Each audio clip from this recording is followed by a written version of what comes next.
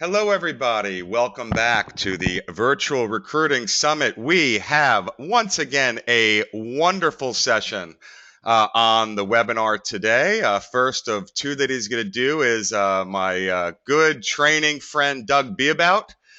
You've probably heard of Doug. I knew Doug and did some training from Doug back in the day when it was all manual.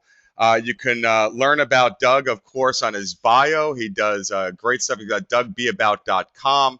He's got a great recruiter e-learning that I'm sure he's probably going to talk about, and researcher e-learning, which is wonderful. Boy, he has pretty much done it all. I mean, he's at this stage, probably prepared over 50,000 resumes, and he coaches and trains just about everybody. He runs an incredible search practice and is a trainer extraordinaire. On top of everything, today Doug's going to talk to us about taking a contingent, contracting job order and a contracting assignment and turning it into a contained search. So that's getting money up front. So let me now introduce and turn it over to you, Doug Beabout. Thank you very much, Neil. I'll definitely try to live up to that incredible introduction. I appreciate it. Today, we're going to talk about turning a contingent job order or contract assignment into contained search. And before we even go to the first slide, I want to make a point. A lot of folks who are struggling right now, both employers and recruiters, are struggling because they're trying to work their way to success with what used to work. And the rules have changed and the practices have changed. We have to adapt. But what I'm going to talk about today has to do with a very real opportunity within personnel services, from staffing all the way up through retained executive search. And that's that we are in a period in my 35 years I've never experienced. We have far fewer candidates available overall than the overall demand for people. Now, I realize there are markets that are still tanked. You may be in one of them. If you are, that's a whole nother session, but you definitely move into where there is demand. But I can tell you, I talk to recruiters daily, and I run a full-time recruiting practice that does both contingent and contained and contract placement. And I hear from clients constantly that they have openings that they just can't fill. And then I talk to recruiters that are struggling with a contingent job order, struggling trying to fill a contract assignment because they're chasing unruly or unwilling or uncooperative hiring managers. And that's what we're going to talk about today, how to turn things into a successful project so that you can have control and influence. What our clients see in front of us is a very shallow talent pool. They know that it's shallow. I talk to C and V-level people constantly who are saying to me, we've had this opening for 18 months. We've had this opening for 12 months. We've had this opening for 8 months. And they have little or no success. And HR has pretty much thrown the towel in and said we can't find anybody because HR got pretty well addicted, as unfortunately so did some of us, to a pure technology-based recruiting practice. And of course, it's easy to be addicted to because it's pretty much a non-threatening thing. It's pretty easy. You click and point, shoot, and you could draft talent that way for almost a decade. But for the last 3 years, that boomer population has been vacating. They started vacating a long time ago, 8 years ago, but the real surge started about 3 years ago, and now we've got a pool that's less than half the size. And so the talent that is sought by employers that we're paid to find, whether it be on a contingent basis or on any level of placement, whether it's rent, lease, or hire, the talent is just not hanging around the job boards. Professional unemployment is down below 3. That's actually lower now. It's 3.1%. And it's not my opinion. If you go to the Bureau of Labor Statistics.gov, BLS.gov, Google it, and look up unemployment by age and education, there'll be a table that comes up. And if you go all the way to the far right, the category is 25 years of age and over, 4 years of college or more. That's pretty descriptive of the professional pool. Unemployment rate is 3.1%.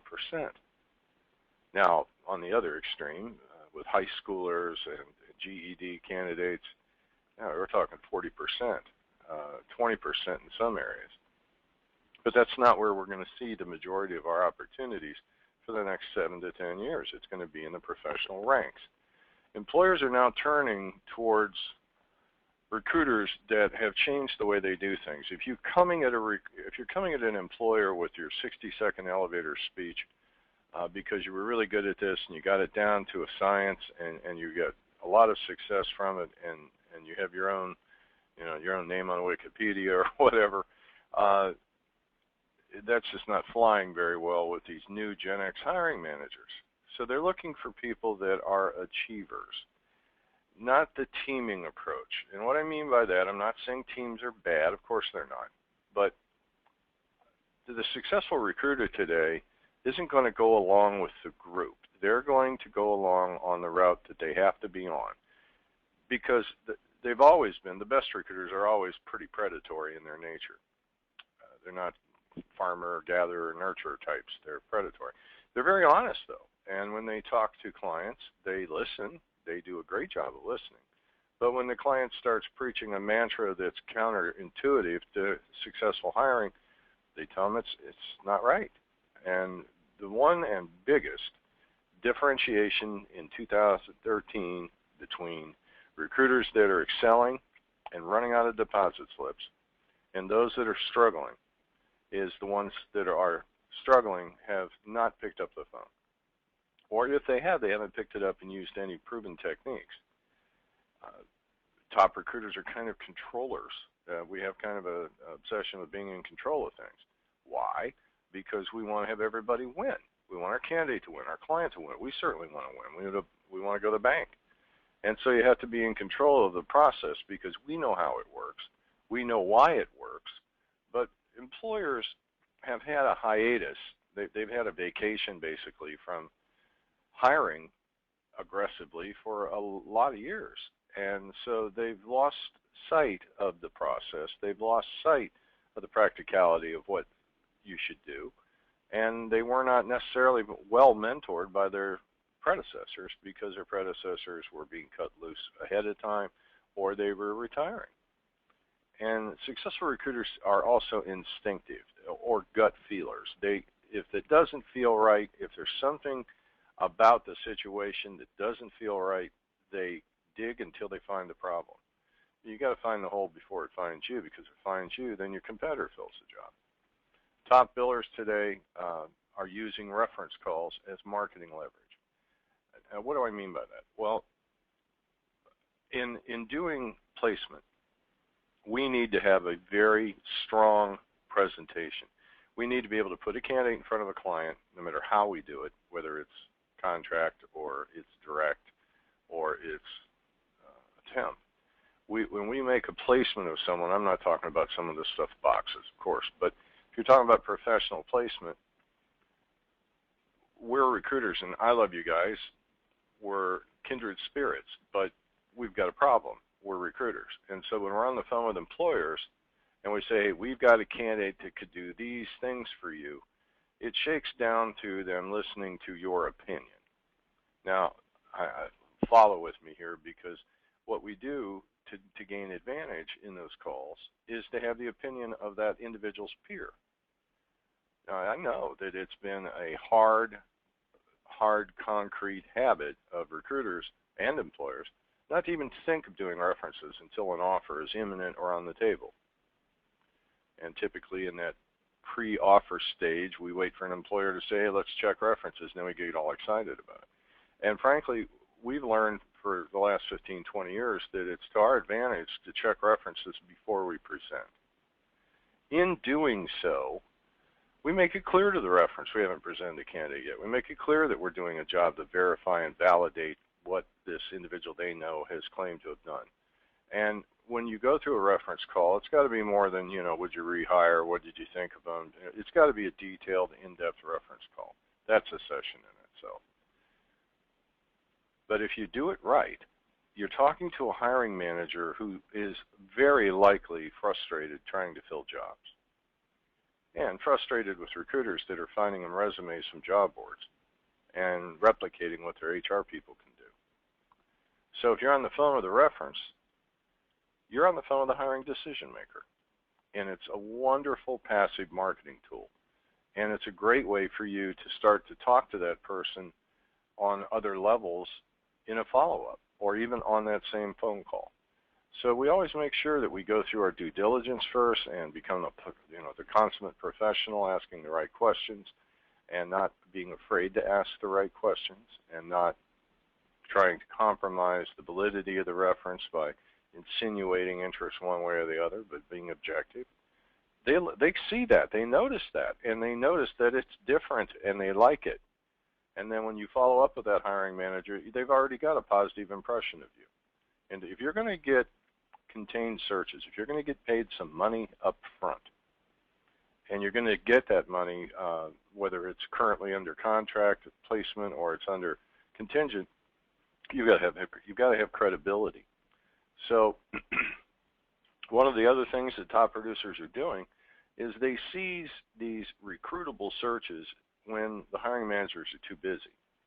When you call a hiring manager and they say, I'm just too busy to talk, don't let it fluster you. And certainly don't just blow off that client and move along. If they're too busy to talk, it doesn't mean they don't have needs. But they may be in a false sense of security, believing that perhaps it's being managed by HR or by other recruiters. And so when the hiring managers say they're too busy, and I know it's common, that's why I'm putting it down here, I just say, I understand that. I know that it's crazy out there, and I know that you guys are overwhelmed by an enormous amount of responsibility and limited resources and probably limited staff. I could call you at a time when it would be less inconvenient. When would you like to speak? And you have to use that kind of phraseology. They will respond well to it, but not if you just keep pestering them, because then you become the fly in the ointment. Now, how do you convert a direct hire into contract? Well, I've done it. I mean, I've had direct hire positions where the client's done without the person so long that it's now causing serious pain and financial cost, and they've got products that aren't being made, they've got lines down, they've got issues that are costing them money. You should get in there deep enough to understand what those things are. What is the cost of continuing to have this position open? And if it's a severe cost, what we do is we'll have a direct hire candidate opportunity here. If they want us to fill the job, they'll do it for a fee and for our fee, and perhaps even give us some money up front. But what I'll say to them is, if we can find you a contractor to fill this thing in the meantime, would you be interested? We recently had a position open for an automation specialist. That individual would go in and run a clean room operation and deal with robotics and camera vision systems and automated material handling in a clean room environment. They had the entire thing shut down, and this was half of their plant. So yes, they said, sure, if you can get somebody in here on an interim basis, we would love that. And for the 11 months that it took to find that individual, I know, believe me, that's an edification of how shallow the pool is. We had a contractor in there, and they don't even blink. And you want to double dip? Why not? They need the help. Now, a lot of recruiters got into this, we used to call it MPCs, most placeable candidates or hot candidates, and they tried to make money by picking up the phone and calling with a candidate in their hand and saying, hey, I've got an apple, do you want an apple? Or I got a duck, do you want a duck? And that got to be annoying to employers. And so if you do it with the best of intentions and the best candidate, you start on the level of an annoyance. So I don't think that's a good idea anymore, in spite of the fact that talent's so deeply demanded. What's going to get you the placement fee and get you the money up front faster is going to be having a network of these people that represent that top 10, 15% of the talent pool, and having a network of those folks who are in contact with you and you with them. You don't have to call them all up every week. You can send them an email on a weekly basis. You can have them subscribe to a mailing program that you can provide with topical areas of interest they choose. That's another session in itself. But what you do is you keep in touch with these folks. We have to be far more effective at networking with these really placeable people, because although there is great demand out there, there's not great generic demand. That's where the MPC calls are backfiring. Jobs that are open today are not generic. They're not cookie cutter openings. If you say, for example, I need an industrial engineer, the classic industrial engineer had certain skills. And when you got an industrial engineering opening or an IE opening, you'd go to fill it under contract or under contingent, and you knew what they wanted because IEs did what IEs do. Well, here's what's happened. And we weren't in there at the time, and a lot of recruiters missed this point. During the downsizing, during that 2001 to 2005 era, and then from 2008 until this slow crawl we're making out of this Great Recession, they call it, what's happened is that the jobs that are being filled, or the jobs that are currently filled, are filled with people doing a very organically defined role. As people were tossed, as people were cut back, as people retired, their responsibilities weren't handed to a new candidate that was hired. Economics drove them to push those people in the department that survived to hold on to the additional duties they inherit from the person leaving. So you've got industrial engineers now that are doing things they didn't do before. You've got project engineers that are doing things that not other project engineers do. So you can't take that cookie cutter approach anymore. We have an essential and very competitive role as a search consultant, and those words are real. Search consultant, in other words, we're experts. We do what we do to find talent. We do it better than anybody else. We certainly do it better than human resources. We always will, and they'll never want to do it as well as we do. So just stop trying to act like HR and do what they do, which is play with computers and seize, put job openings up on websites. Some of them are very attractive websites. I get that. And some of them are exploiting the demand within the baby boomer roles and talent pool to seek continuing employment. But they're not producing candidates our clients want. Top billers always play with grade A clients who are cooperative, who allow us access, and who give us our fee, not the fee or a fee, but our fee. We also are people who only deal with grade A candidates, not the candidate that wants to play games or the prima donna candidate. Every generation has its top tier. And when you get into that top tier, you get away from the candidates that are, well, I realize there's more need for me than there is availability of people like me, so I can write my own ticket. That kind of arrogance is going to precede a fall. Pride goeth before the fall, as they used to say. Well, our candidates that are the best are really and truly more cooperative than the rest. You don't have to be unemployed to be cooperative. You just have to be professional. Most of all, a top biller is going to adhere to the criteria of what makes a client grade A and what makes a candidate the top tier. They have no tolerance for mediocrity, and they're very loyal to the process. That's not a cliche term. That's a real thing. And if you don't have a process, you need to get the training to have one. You need to understand how the process works in 2013 and through the rest of this decade. Because until the millennials do and if come online with their skill sets and their talent, we're going to have a problem. There are a lot of millennials. There's just not a lot of them at this point who are ready to step up. So, you create a situation with a client where they trust you, where you have had a consultative dialogue with them long enough that they start to see that you're better and different, and then once they recognize that you are and they entrust you with a problem they have, which is an opening they can't fill, then you're in a position to dictate how that's got to be done and to be intolerant of their imposition of here's how we work with agencies approach. Frankly, I've never been a big fan of working through HR alone, unless it's an HR opening. I deal with the hiring decision makers, always have. But now it's even more important because HR is not doing the job that they claim they can do to fill it. I'm not down on HR people, it's just a reality.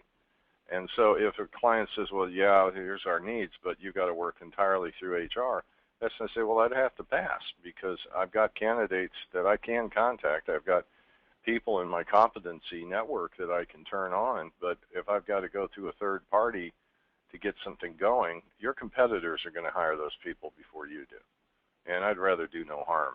So, I'm going to have to say no and walk away. If you walk away and they come back to you, and they don't always come back to you, they don't even often come back to you, but when they do, you're definitely in control. I know I'm worth every penny I charge, and I know that I'm giving my client a bargain because when, for example, with the automation specialist I just used as a very real example, they were losing $55,000 a day, and so my fee, which added up to about, I don't know, it was like 36 grand, was a pittance compared to what they were gaining from that person being on board.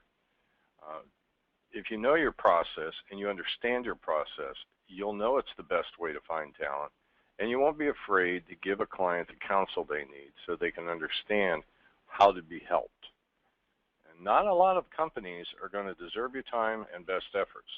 Just because a lot of folks in recruiting love recruiting and hate marketing. I get that. I'm not in love with marketing. I'd much rather be the recruiter, but I've got to be both. And if I'm going to put the time and energy and effort into marketing, I'm going to make sure that the people I walk out of it with are worth the time I invested in it. Now, you can choose success, but you've got to do it by choosing with whom you work. In converting the client from the terms of contingent or contract into retainer, the central point you need to understand here, and that's why I'm trying to make these large issues make you aware of these large issues. The client that we work with has to have a solid understanding of our credible process. They have to have a solid understanding of us, and we have to show them that we understand them. Once all that's put in place, and it takes patience and time, it takes a lot of phone calls. You have to deal with people who are in a crazy environment. You have to deal with people who are a little gun shy when it comes to dealing with recruiters, and you got to have the patience to work with people who probably don't know much about how to do hiring on a competitive level. But when you've got 38 million candidates and you've got a completely rough economy that's been set up to work on the basis of having a candidate pool of 70-some million people, you can't afford to miss a beat or mess around trying to find talent in a pool that's half as big. You've lost 40 million people, and 20% of them are going to be professionals. So the professional pool's half or less than what it was even 3 or 4 years ago. Companies don't quite get that demographic expert and make it clear to people exactly what is going on out there. Do your study, do your homework, do your research, and let them understand that the way that we used to go after these people, we have changed, and here's why we've changed. And the way that most employers try to find people has to change. And we can work with you to make sure that happens. We can work with you to help you improve the way you do things. That's the consultative side of what we do. That's the value add of what we do. If you can gain the trust of a hiring decision maker, you can make them your advocate. And once you make them your advocate, you can suggest to them, look, I can give you 3 levels of service. I'm going to give you the same process regardless. And if you guys want to know what I say, this is it. I'll say, there is a process I will provide you no matter how you pay me. I'm still going to use the process that works to find the talent. The only question that remains is what level of priority do you want me to place on solving this for you?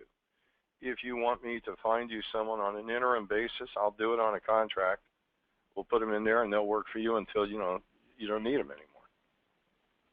If you want the person to become an asset, I would recommend you consider it, because you may find a repetitive need for these talents, and once this person leaves, they may be working somewhere else in a competitor. So I guess one of the biggest points I want to make is we have found that we can talk to employers who are working with us in contract placement and get them to understand that it's in their better interest to hire direct for this job. Even though it may be a position they're not going to need filled forever, it's better that they seize the talent, because that contractor can turn and go somewhere else. And if the numbers speak, they're deafening. The numbers are so apparent and obvious that every employer knows we simply can't afford to let our competitors jump us and get over us and grab this person we've got to have. So when they're in a situation where they've got an opening, they haven't filled it, they haven't succeeded at finding someone, no matter what level of commitment they're ready to make to the employee, work with them, talk with them, and try to compel them to understand that it serves their best interest to do direct hire. Then once you get past that gate, then you can compel them to understand that the level of priority you can give them can be one of two things. You can work on it. I tell my clients there's three levels I work with. One, if I work with contract people, they get candidates I can find that are interested in contract work. They're not long-term people. They're certainly not interested in a long-term career with a company. They're interested in being a hired gun that comes in and fixes a problem and leaves. You need someone who's going to make an investment in the success of your organization. You need someone who's interested in the long term. I can find that person for you on a direct hire basis. And the highest level of priority I can give a client is to find someone on a direct hire basis and make a priority every single day out of filling that job before I fill any jobs I have open with my contingent client. What level of priority would you want me to make this project? How important is it that this job be filled? And how soon would you like me to make it a priority? And if they say, well, we really want you to make it a priority, then I say, well, then the only ethical way I could do that would be to charge you some money up front so that I can make the business decision to put your needs ahead of my contingent clients. I know a lot of recruiters that have always wanted money up front on contingent searches and would love to convert some of their contract hires to direct hires. I know a lot of recruiters today that are in contract that are having a tough time finding the people that their clients desire. And it's not because they're not good at it, it's because the candidates aren't there. And the contract world has not been well received by the Gen X candidates. And so, it's all the cards are stacking up against it for the employer and for us. And it's always going to be in your best interest to make the client understand that it's going to serve them in the long run. They're going to stay ahead of their competitors, because if there's only half the number of people out there, then somebody's going to win and get the candidate. Somebody's going to lose and not get the candidate and never get the candidate. And I promise you, folks, there will be organizations that you see go down simply because they couldn't recover from a lack of talent. And there are going to be companies that are going to stun you as to who they are. I've talked to these people every day, and it's getting worse by the day. And it's getting more and more difficult for companies to find talent. You can do it. You can provide them with a process if you know that process, and you can compel them to understand the benefit of that process. And then you can convert them into understanding why, if you can make a priority out of serving their needs and apply that process, it can be worth their investment to give you some money up front. And I know I've preached process left and right, and I want to make all of you aware, if you do not know the professional recruiting process of which I speak, that's practiced by top billers, that's practiced by the seven-figure producers, and you don't know how to do it, that's okay, because it's not common. but it's available. There's an Art of the Recruiting Masters e-course that we created and have refined over a decade. And it is what we do every single day, and I work a desk every single day. It's available. It's going to start soon on October 3rd. And I'd invite you to go look at recruiterelearning.com. Recruiterelearning.com has all the information you need on it. There's a promotional, introductory session you can watch. It's free. You can download the associated outline for it and the slides. That's free. And you can look at this program. You can take it live. It's very interactive. Or you can buy it on DVD. Either way, you're going to need to have the process. And if you're in contract hire now, if you're in staffing now, and you've never really needed to know, then I'm strongly recommending you consider mastering this process. If you're in direct hire and you've been more transactional in the past, or you've become aware that the keyboard is not the tool it once was, then I would encourage you as well to check out this program. Give us a call. My phone numbers are going to be available to you. It's 850-424-6933.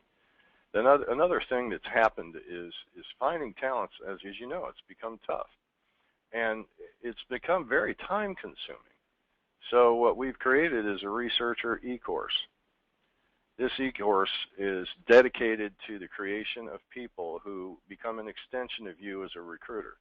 Do all of the mining and all of the name gathering and all of the talent pooling that you need done so that you can react and respond and fill these jobs that our clients have. And as a result, they give you the benefit of being able to double your billings.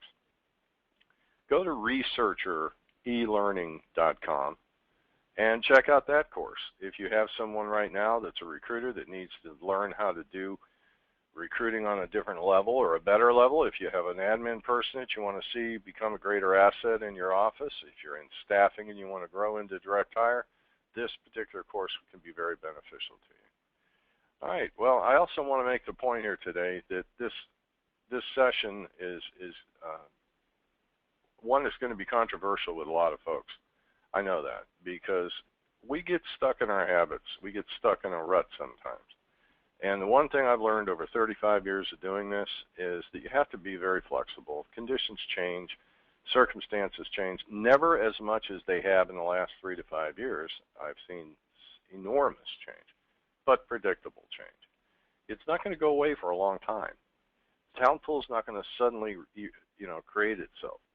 And we're not going to have an abundance of people out there, but we're going to have an abundance of opportunity from that fact.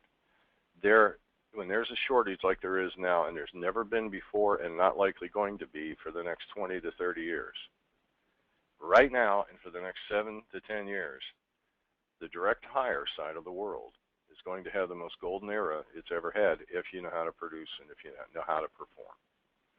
I would encourage you to ask me questions about this stuff. I would encourage you to check out the websites, and I'd seriously encourage you to consider changing up the game a little bit and reaching out and asking for things that in the past you might have felt a little bit intimidated to do. Or you might be predisposed to believe your client won't give you what you ask for. As cliche as it sounds, you're going to be surprised what you can get today if you ask for it. All right, Neil, I think that's all we've got. All right, thanks, Doug. And everyone, don't forget you've probably seen some little ads for it. But if you do not know how to get into the contract side, I mean, Doug is right. It's the best way to just get someone in there for months and months and double dip, as Doug says.